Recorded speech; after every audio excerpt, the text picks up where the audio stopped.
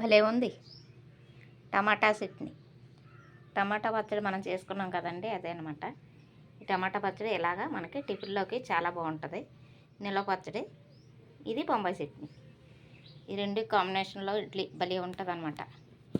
ఇడ్లీ అయితే ఎంత బాగుందంటే స్మూత్గా పట్టుకుంటే ఇరిగిపోయేలాగా దూదులు చూసారా, ఏది మెత్తగా ఉన్నాయి, నోట్లో అయితే కరిగిపోతాయి, అంత బాగుందన్నమాట.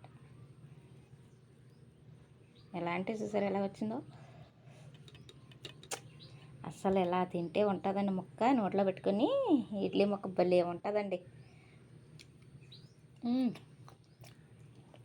ఎన్నైనా తినేయచ్చు, ఇలా మెత్తగా దూదుల్లాగా ఉంటే పొడి పొడిలాడతా. ఇది ఎలా చేసుకోవాలో ఫుల్ వీడియో పెట్టేస్తాను మన ఛానల్లో, చూసేద్దామా.